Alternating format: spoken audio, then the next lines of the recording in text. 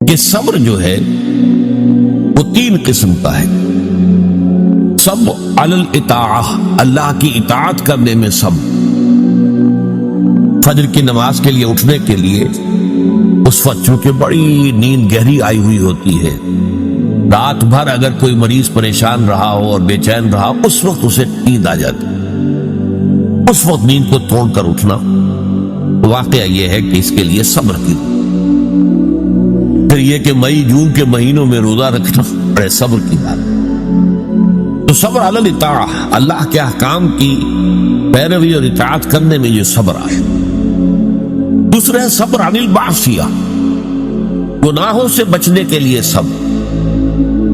آدمی دیکھ رہا ہے کہ میں اگر اپنا وعدہ توڑ دوں تو مجھے بہت نفع ہو جائے گا، لیکن یہ معصیت ہے، اس سے رکنا تو اپنے نفس کو تھامنا ہوگا کہ وہ نفع کو نظر انداز کر دے اور اپنی بات پر جمع رہے۔ یا کوئی اور نفسانی خواہش ہے وہ ابھرتی ہے تو اس کو روکنے کے لیے انسان کے اندر طاقت چاہیے، یہ صبر۔ تیسرا صبر جو ہے وہ ہے صبر علی الابتلاء،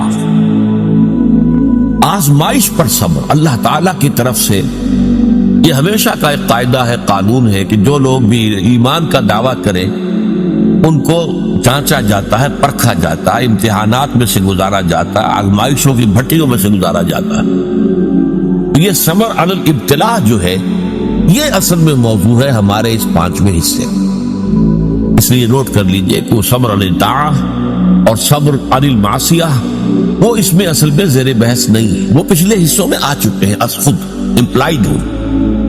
لیکن صبر علی الابتلاء، آزمائشوں کے اندر جمے رہنا، کوئی تکلیف ہے، پرسیکیوشن ہے، اسی طریقے سے آپ کو ستایا جا رہا ہے، وربل پرسیکیوشن ہے یا فزیکل پرسیکیوشن ہے، زبانی ایذا دی جا رہی ہے یا جسمانی ایذا دی جا رہی ہے، اس پر صبر کرنا، جانی نقصان ہے اس پر صبر کرنا، مالی نقصان ہے اس پر صبر کرنا، یہ سارے صبر جو ہے یہ در حقیقت یہ موضوع ہے اس پانچویں حصے۔ اب اس میں بھی تاریخی اعتبار سے نوٹ کر لیجئے کہ ایک تھا وہ صبر جو صحابہ کو مکے میں کرنا پڑا، اور ایک وہ صبر و مصابرت ہے کہ جو مدینے میں آ کر شروع ہوا۔ مکے میں کیا تھا؟ یک طرفہ صبر تھا، جو تمہیں ستایا جائے، تکلیف دی جائے، جھیلو، برداشت کرو، کھڑے رہو، پیچھے بھی نہیں ہٹنا لیکن جوابی کارروائی بھی نہ کرنا۔ میرے نزدیک یہ صبر جو ہے یہ زیادہ مشقت طلب تھا، یہ صبر زیادہ مشکل ہے۔ جہاں آپ کو اجازت ہو کہ کوئی آپ کو برا کہے آپ بھی جواب میں برا کہے، کوئی آپ کو اینٹ مارے آپ پتھر دے مارے، تو ظاہر بات ہے کہ وہاں بھی صبر کی ضرورت تو ہے، لیکن یہ کہ آدمی کا ٹھنڈا ہو جاتا ہے دل کے میں نے بھی بدلہ لے لیا ہے، میں نے بھی پتھر مار لیا ہے۔ لیکن مکہ مکرمہ میں حکم یہ تھا کہ بس جھیلو اور کوئی جوابی کارروائی نہ۔ یہ جو صبر تھا یہ بڑا کڑا صبر تھا، بڑا سخت صبر، اور اسی اعتبار سے میں نے جیسا کہ آپ کو بتایا تھا کہ فزیکل پرسیکیوشن جو شروع ہوئی ہے وہ چوتھے سال سے شروع ہوئی ہے آغاز وحی کے بعد۔ اس سے پہلے صرف وربل پرسیکیوشن تھی، اور وہ بھی داعی یعنی حضور کی ذات پر مرکوز تھی۔ پاگل ہو گئے، دماغ خراب ہو گیا ہے، سحر زدہ ہے، کوئی جن آسیب ان کے اوپر آ گیا ہے، شاعر ہے، ساحر ہے۔ اب یہ ساری وربل پرسیکیوشن ہو رہی تھی، اور وہ بھی صرف حضور کے، کسی اور کے لیے نہیں، اس لیے کہ وہ سمجھتے تھے کہ اگر حضور کا یہ جو قوت ارادی ہے، ول، اسے ہم کل کر دیں اس وربل پرسیکیوشن کے ذریعے سے، استہزاء سے، تمسخر سے، مذاق اڑا کر وہ بددل ہو کر بیٹھ رہے ہیں، تو کسی اور کو کچھ کہنے کی ضرورت نہیں، یہ تحریک اور دعوت ختم ہو جائے گی۔ پہلے 3 سال پرسیکیوشن صرف وربل تھی، اور وہ بھی focused on the person of the prophet Muhammad صلی اللہ علیہ وسلم۔ چوتھے سال سے جب انہوں نے دیکھا کہ یہ تو نہ نبی کے حوصلے میں اور عزم میں کوئی کمی آئی، اور نہ یہ دعوت جو ہے رکی ہے، بلکہ دعوت تو پھیل رہی ہے، خاص طور پر ہمارے نوجوانوں میں، جو ہمارے مستقبل، ہمارے چشم و چراغ ہیں، وہ ان کے گر جمع ہو رہے ہیں، اور ہمارے غلام جو اب تک تو ثابت تھے اپنی قسمت پر کہ ٹھیک ہے ہماری قسمت تھی، اب غلام بنا دیے گئے، لہذا جو آ رہا ہے جھیل رہے ہیں۔ اب ان میں یہ دعوت نفوذ کر رہی ہے تو یہ تو ایسا ہے کہ جیسے بارود کا گودام ہو اور اس میں کوئی آگ لگائی جا رہی ہے۔ تب انہوں نے پھر فزیکل پرسیکیوشن کا آغاز، انہیں مارو، انہیں پیٹو، انہیں بھوکا رکھو، انہیں لوہے کی زنجیروں میں باندھ کر گھروں میں ڈال دو، فاقے دو انہیں، اور ان کو شدید ترین ایذائیں دو۔ یہ دور جب شروع ہوا ہے تو جیسا کہ میں نے عرض کیا، اس میں بڑے صبر کی آزمائش ہوئی، اور اس موضوع پر قرآن حکیم کا ضرب سلام سورہ عنکبوت ہے۔ سورہ عنکبوت کا پہلا رکوع آیات 13 ہیں، اگرچہ اس میں ایک آیت جو ہے تو الف لام میم حروف مقطعات کی ہے، باقی 12 آیات قرآن مجید میں صبر علی الابتلاء کا جامع ترین مقام، جامع ترین مقام، اس پر ہم نے پوری تفصیل سے گفتگو۔ اس کے بعد کے جو 6 رکوع ہیں ان کو 2 حصوں میں تقسیم کیا جا سکتا ہے۔ پہلے 3 حصوں میں گفتگو یہ ہے کہ زیادہ تر مشرکین سے ہو رہی ہے، ظاہر بات ہے کہ مکی صورتوں میں وہ مضمون تو جاری رہے گا، اور اس میں یہ ہے کہ پچھلے انبیاء کی کہانیاں جو ہیں، ان کے داستانیں، ان کے حالات و واقعات بیان کیے جا رہے ہیں، تاکہ ایک طرف انہیں یقین آ جائے کہ ان کا انجام بھی وہی ہوگا، اور ایک طرف اہل ایمان کے دل کو تسلی ہو کہ بالآخر فتح جو ہے اہل ایمان کی ہو۔ یہ 3 رکوع ان دونوں پر مشتمل ہے، اگرچہ اس میں 2 باتیں بڑی بنیادی صبر کے ضمن میں بہت ہی بنیادی اہمیت کی آئی ہیں، وہ میں نے نوٹ کروائی تھی آپ کو۔ نمبر 1 یہ کہ یہ جو لوگ توحید کو چھوڑ کر کچھ تانے بانے بناتے ہیں اپنے عقائد اور اعمال کے، یہ ان کی مثال ایسی ہے کہ جیسے مکڑی بھی ایک جالا تن لیتی ہے، تانا بانا تو اس کا بھی ہے، جالا ہے، اس کا گھر ہے، تو ان کی مثال ہے کہ مثل العنکبوت اتخذت بیتا، وہ بھی ایک گھر بناتی ہے، وَإِنَّ أَوْهَنَ الْبُيُوتِ لَبَيْتُ الْعَنكَبُوتِ، حالانکہ معلوم ہے کہ تمام گھروں میں سب سے زیادہ کمزور گھر جو ہے وہ مکڑی کا گھر ہے۔ تو ان کے یہ تانے بانے بے بنیاد ہیں، غیر معقول ہے، نہ فطرت میں بنیاد ہے نہ عقل میں بنیاد ہے۔ ذرا سی آپ اس کا تجزیہ کریں گے تو معلوم ہو جائے گا کہ بے بنیاد ہے، بے اصل ہے، ان کی کوئی حیثیت ہی نہیں۔ اور دوسری مثال بہترین دی تھی، اور وہ یہ کہ حق کے منکشف ہونے کے باوجود جو لوگ باطل پر اڑے رہتے ہیں، ان میں بڑی تعداد ایسے لوگوں کی ہوتی ہے جو صرف اپنے تعلقات کی بنا پر وہیں پہ جمے رہتے ہیں۔ کیا کریں، اگر ہم بدل لیں گے بات تو ٹھیک ہے، لیکن ہم نئی بات قبول کریں گے تو اپنے خاندان والوں سے کٹ جائیں گے، اپنے رشتہ داروں سے کٹ جائیں گے۔ کوئی جماعت ہے اس میں ہم شریک ہیں، لیکن اتنے سال ہو گئے، ہمیں 50 برس ہو گئے، ہماری رشتہ داریاں اسی جماعت میں ہو گئی ہیں، ہمارے کاروباری اتحاد وہی ہے، اب اس جماعت کو چھوڑ کر ہم کیسے جو ہیں پنپے کے کیسے؟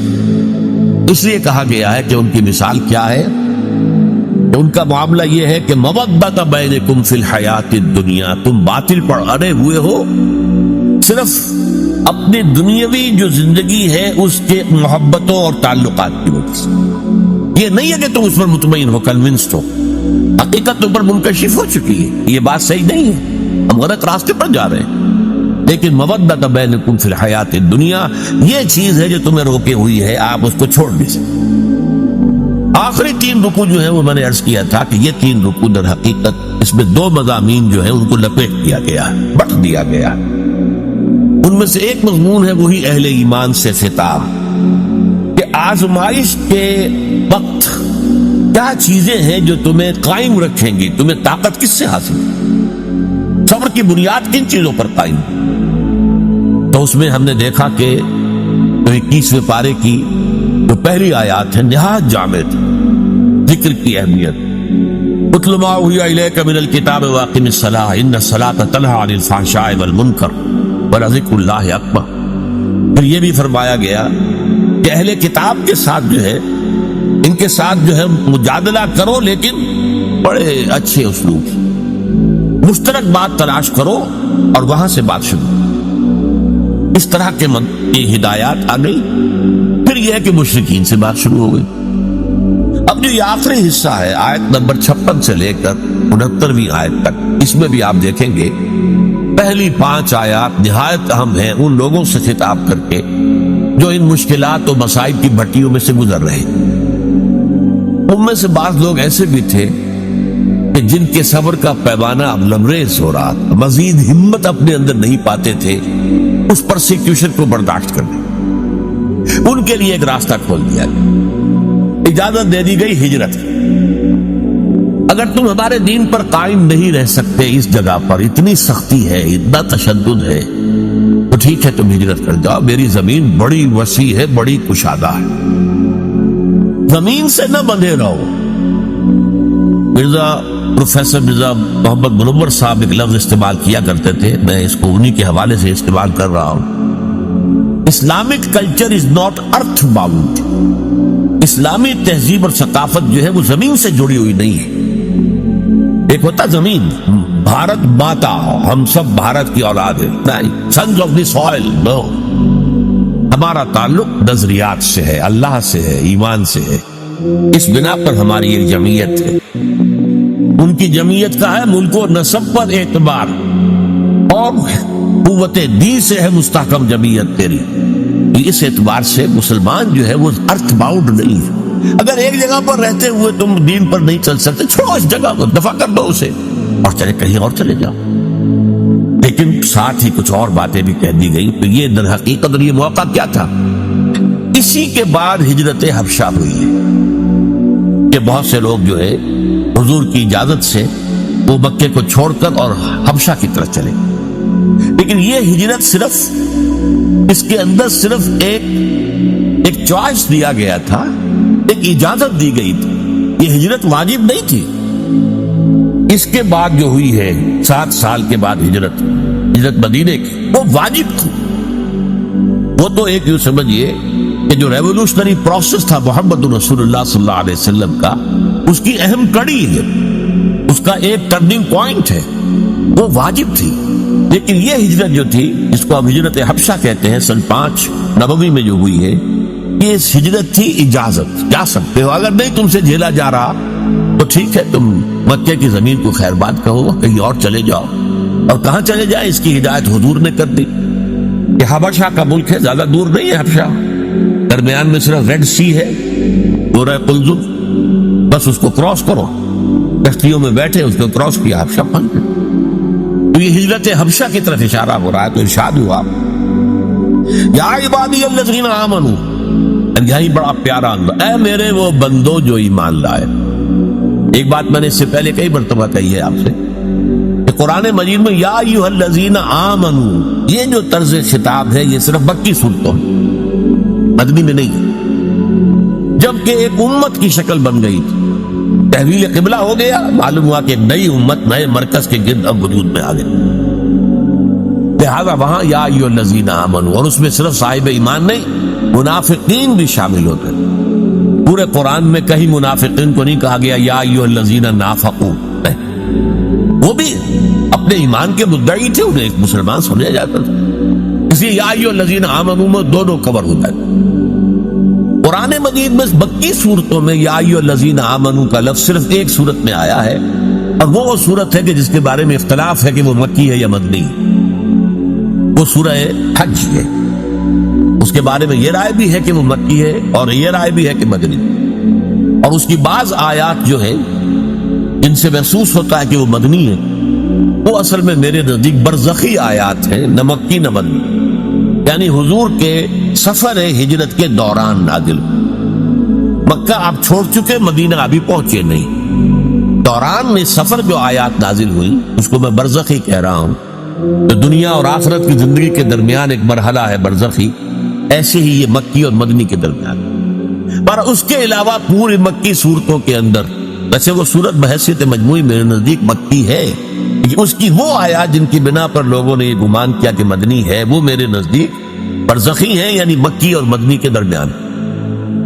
باقی اگر مکی صورت میں خطاب ہوتا ہے تو یا عبادی الذین آمنوا، یا عبادی الذین اسرفوا، اور یہ بڑا ہی محبت آمیز، اے میرے وہ بندو جو ایمان لائے۔ اب اس سے زیادہ التفات اور عنایت اور توجہ، اپنائیت جسے کہ اے میرے وہ بندو، اسی کی ایک مثال آپ کو ملتی ہے سورہ زمر میں، قل یا عبادی الذین اسرفوا علی انفسہم لا تقنطوا من رحمت اللہ، اے نبی ان سے کہہ دیجیے اے میرے وہ بندو جنہوں نے اپنے اوپر ظلم کیا ہے، کوئی گناہ کمائے ہیں، کوئی معصیت کا ارتکاب کیا ہے تو جان لو کہ تمہارا رب جو ہے وہ رحیم ہے، تواب ہے، وہ تو تمام گناہ معاف کر دے گا۔ لا تقنطوا، مایوس نہ ہو جائے گا اس کی رحمت سے۔ یا عبادی الذین اسرفوا لا تقنطوا من رحمت اللہ انہ یغفر الذنوب جمیعا، سارے گناہ۔ حدیث میں آتا ہے کہ کوہ احد جتنے گناہ بھی ہو تو میں معاف کر دوں گا آنے واحد میں۔ توبہ کرو خلوص کے ساتھ، آنے واحد میں سب نسیہ منسیہ ہو جائیں گے جیسے کہ ان کا وجود آئی۔ وہی انداز ہے یا عبادی الذین آمنوا ان ارضی واسعۃ، دیکھو ہماری زمین بہت کشادہ ہے، صرف مکہ ہی تو نہیں ہے رہنے کی جگہ، ارضی واسعۃ۔ ہاں عرب کے اندر جو ہے سارے علاقے وہ قریش کے تابع تھے، لہذا قریش کے مقابلے میں پناہ دینے والا کوئی قبیلہ نہیں، لہذا عرب کی سرزمین تو اپنی وسعت کے باوجود تنگ ہو چکی۔ البتہ عرب سے باہر پوری دنیا پڑی ہے، جاؤ، لیکن ڈٹے رہو، ایمان سے پیچھے نہ۔ ان ارضی واسعۃ فإیایا فاعبدون، بس میری ہی بندگی کرو، یہاں نہیں کر سکتے تو وہاں جا کر کرو۔ اس میں پھر حضور نے نشاندہی فرما دی صلی اللہ علیہ وسلم کہ جاؤ حبشہ میں چلے جاؤ، وہاں ایک بادشاہ ہے جو بڑا ہی انصاف پسند ہے، اس بادشاہ کے پاس نجاشی رحمت اللہ علیہ جو بعد میں ایمان بھی لے آئے اور انہیں تابعین میں شمار کیا جاتا ہے کہ حضور کی زیارت تو ان ثابت نہیں ہوئی ہے، لیکن یہ کہ وہ ایمان لائے ہیں، صحابہ کو انہوں نے دیکھا ہے جو بھی گئے تھے ہجرت کر کے وہاں، لہذا انہیں تابعی شمار۔ ان ارضی واسعۃ فإیایا فاعبدون، میری ہی بندگی کرو۔ اسی سے ملتے جلتے اشعار ہیں حضرت علی رضی اللہ تعالی عنہ، بلاد اللہ واسعۃ فضاء، اللہ کی سرزمین جو ہے وہ بڑی وسیع ہے، بلاد اللہ واسعۃ فضاء، ورزق اللہ فی الدنیا فصیح، اور اللہ کا رزق بھی دنیا میں بہت پھیلا ہوا ہے۔ فقل لقائل القاعدین علی ہوان، تو ذرا جو لوگ بے عزتی بے غیرتی کی وجہ سے بھی رہ رہے ہیں کسی جگہ، ایک جگہ رہ رہے ہیں اگرچہ بے عزتی ہو رہی ہے، توہین ہو رہی ہے، اہانت ہو رہی ہے، ان کی حمیت کو کچلا جا رہا ہے۔ فقل للقاعدین علی ہوان، اس توہین آمیز روش کے باوجود جو وہاں بیٹھے ہوئے ہیں ان سے کہہ دو، فقل للقاعدین علی ہوان اذا ضاقت بکم ارض فصیحوا، اگر کوئی ایک زمین تم پر تنگ پڑ جائے تو چھوڑو اس کو، کہیں اور چلے گئے، اپنی عزت نفس کی حفاظت، اور یہاں معاملہ ایمان کا، اپنے ایمان کی حفاظت۔ یا عبادی الذین آمنوا ان ارضی واسعۃ فإیایا فاعبدون کل نفس ذائقۃ الموت ثم الینا ترجعون۔ اب اس میں دوسرا رخ بھی آ گیا، دیکھو یہاں کے تشدد سے آخری اندیشہ اسی کا ہے نا کہ وہ تمہیں قتل کر دیں، لیکن سوچ لو اگر ابھی تم قتل سے بچ جاؤ گے تو کیا موت سے بچے رہو گے؟ موت تو آنی ہے، آج نہیں تو کل، کل نہیں تو پرسوں۔ لہذا یہ اجازت تھی، کیونکہ صرف یہ کوئی حکم نہیں تھا ہجرت کا، اجازت، اور اس اجازت کے اندر یہ چیز امپلائڈ تھی کہ جس کی ہمت جواب دے رہی ہو، اس میں مزید جھیلنے کی جو ہے برداشت کرنے کی ہمت نہ اپنے اندر پائے وہ چلا جائے، لیکن انہیں سے کہا جا رہا ہے تو موت سے بچ کر تم کہیں نہیں جا سکتے۔ اگر سمیہ رضی اللہ تعالی عنہ اور یاسر رضی اللہ تعالی عنہ کو شہید کر دیا ابو جہل نے، تو تمہیں بھی کر دیں تو کیا تمہیں تکلیف ہوگی؟ سیدھے جنت پہ جاؤ، حساب کتاب کا انتظار نہیں ہوگا، یوم قیامت کا بھی انتظار نہیں۔ باقی لوگ بڑے سے بڑا ولی اللہ ہو وہ بھی جنت میں داخل ہوگا قیامت کے بعد، حساب کتاب کے بعد، اور تم تو جاؤ گے فوراً جنت کے اندر۔ لہٰذا یہ پہلو سامنے رکھ۔ اب دیکھیے میں نے عرض کیا تھا پہلے رکوع کے درس میں کہ دو چیزیں اس میں ساتھ ساتھ چل، دلجوئی بھی اور ڈانٹ ڈپٹ۔ یہاں دلجوئی کا پہلو کیا ہے؟ ٹھیک ہے بھائی، اگر برداشت سے باہر بات ہو رہی ہے تمہارے تو جاؤ، تمہیں اجازت ہے، تم ہجرت کرو۔ بات یہ نہیں اس چیز سے ڈر کر جا رہے ہو، موت سے، موت تو آنی ہے، کل نفس ذائقۃ الموت ثم الینا ترجعون، پھر ہماری طرف تمہیں پلٹنا ہے، لوٹا دیا جائے گا۔ والذین آمنوا وعملوا الصالحات، اور وہ لوگ جو ایمان لائے اور عمل صالح کرے، جو ڈٹے رہیں اس پر. لَنُبَوِّئَنَّهُم مِّنَ الْجَنَّةِ غُرَفًا تَجْرِي مِن تَحْتِهَا الْأَنْهَارُ، ہم لازماً انہیں جگہ دیں گے جنت کے بالا خانوں میں جن کے نیچے نہریں بہ رہی. یہاں دیکھیے وہی صیغہ اب آ رہا ہے جو پہلے رکوع میں بار بار آیا. لَنَجْزِيَنَّهُمْ أَحْسَنَ الَّذِي كَانُوا يَعْمَلُونَ، وہاں پر آیا تھا ہم تو لازماً آزمائیں گے. وَلَنَبْلُوَنَّ، وہ بھی ہیں ان کو آزمایا جائے گا. اس اعتبار سے وہی صیغہ تاکید کا. لَنُبَوِّئَنَّهُمْ، ہم لازماً انہیں دیں گے، جگہ دیں گے. مِنَ الْجَنَّةِ غُرَفًا، جنت کے بالا خانوں میں. تجری من تحتها الانہار، جن کے نیچے نہریں بہتی ہوں گی. خالدین فیہا، اس میں وہ ہمیشہ ہمیشہ رہیں گے. نعم اجر العاملین، بہت ہی اچھا اجر ہوگا عمل کرنے والوں کا. اور اب نہایت خوبصورت مقام ہے یہاں پر. عمل کرنے والوں کی بنیاد کیا ہے؟ الذین صبروا وعلی ربہم یتوکلون، وہ لوگ جنہوں نے صبر کیا، جھیلا، برداشت کیا، سختیاں جھیلی، مصیبتیں جھیلی، مصائب جھیلے. جبکہ مدینے کی مکے کی گلیوں میں گھسیٹا جا رہا تھا حضرت بلال کو، اور جیسے جانور کی لاش گھسیٹی جاتی ہے، کھینچ کر لائی جاتی، اسی طریقے سے ایک زندہ انسان، پوشت پوشت کا انسان، اور اس کے گردن میں رسی ڈال کر دینی ہے چھوکروں کو، گھسیٹو اس کو گلیوں کے. اور ظاہر بات ہے کہ وہ گلیاں کوئی پیومنٹ تو نہیں تھے، وہاں پر کوئی سڑکیں تو نہیں. کونے رکھنے والے جو ہے نوکیلے پتھر، جسم ادھر رہا، خونم خون ہے. پھر سینے کے اوپر ایک بھاری پتھر رکھ دیا گیا، دھوپ میں ڈال کر. اوپر سے وہ آسمان جو جیسے آگ برس رہی ہے، ادھر سینے پر پتھر. سانس لینا مشکل سے سانس لے رہے ہیں، لیکن ساتھ ساتھ کہہ رہے ہیں احد احد احد احد احد احد احد، ایک ہی کو مانتے اور کسی کو نہیں مانتے. الذین صبروا، ان لوگوں نے صبر کیا. وعلی ربہم یتوکلون، اور جو اپنے رب ہی پر توکل کرتے رہے. ہمارا پروردگار ہی ہمارے لیے راستے کھولے گا، ہمارا پروردگار ہی آخر میں ہماری مدد کرے گا، ہمارا پروردگار جو ہے ہمیں کامیابی نصیب فرمائے گا. علی ربہم یتوکلون. وَكَأَيٍّ مِّن دَابَّةٍ لَا تَحْمِلُ رِزْقَهَا، اور کتنے ہی چوپائے ہیں زمین میں تم دیکھتے ہو، وہ اپنا رزق اٹھائے تو نہیں پھرتے. یہ پرندے جو ہیں، کیا ان کا رزق ان کے پاس اسٹور میں کہیں ہوتا؟ حضرت مسیح کا ایک بڑا پیارا جملہ ہے سرمن آف دی ماؤنٹ میں. کیوں فکر کرتے ہو، اپنے حواریین سے کہہ رہے، کیوں فکر کرتے ہو کہ کیا کھائیں گے؟ تم جنگل کی چڑیوں کو نہیں دیکھتے کہ وہ خالی پیٹ اپنے گھونسلوں سے نکلتی ہیں اور شام کو آسودہ ہو کر واپس آتی ہیں؟ ان کے پاس کہیں کوئی جمع تو نہیں ہے، کوئی ذخیرہ تو نہیں ہے گندم کا یا کسی اور چیز. جو تمہیں، جو آسمان کے پرندوں کو کھانے کو دیتا ہے، کیا وہ تمہیں نہیں دے گا؟ یہ خوبصورت انداز. کیوں فکر کرتے ہو کیا پہنو گے؟ جنگل کی سوسن کو نہیں دیکھتے کہ جس قدر شاندار لباس اللہ نے اسے دیا ہے، رنگین. سلیمان بھی اپنی ساری شان و شوکت کے باوجود ویسا ملبس نہ تھا، ویسا لباس اس کے پاس بھی نہیں. تو جو جنگل کی گھاس کو لباس دیتا ہے، جو آج ہے اور کل جھونک دی جائے گی آگ میں، کیا وہ تمہیں لباس نہیں پہنائے؟ یہ ہے توکل اللہ کی ذات.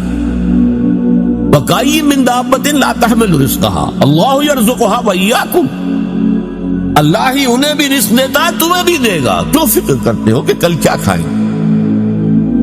آج جس نے تمہیں رزق دیا وہ کل بھی دے گا. تم اس کے اوپر توکل کرو، اعتماد کرو. وَهُوَ السَّمِيعُ الْعَلِيمُ، اور وہ سب کچھ سننے والا ہے، سب کچھ جاننے والا ہے. یہ 5 آیات بھی یوں سمجھیے کہ اس صبر کے موضوع پر، جو صبر کے اس وقت مکی دور میں تھا، یک طرفہ صبر، ایک ہے 2 طرفہ صبر، وہ آئے گا مدنی صورتوں میں جب ہم پڑھیں گے، سورہ بقرہ، سورہ آل عمران. لیکن یہ ہے یک طرفہ صبر، جو آئے جھیلو، برداشت کرو، لیکن کوئی جوابی کارروائی نہیں کرو. اس صبر کے لیے جو ہدایات دی گئی سورہ عنکبوت کے آخری 3 رکوع جو ہے انہی پر مشتمل ہے. اور ان میں سے یہ 5 آیات جو ابھی ہم نے پڑھی ہیں نہایت اہم ہے، نہایت جان۔ بارک اللہ لی ولکم فی القرآن العظیم۔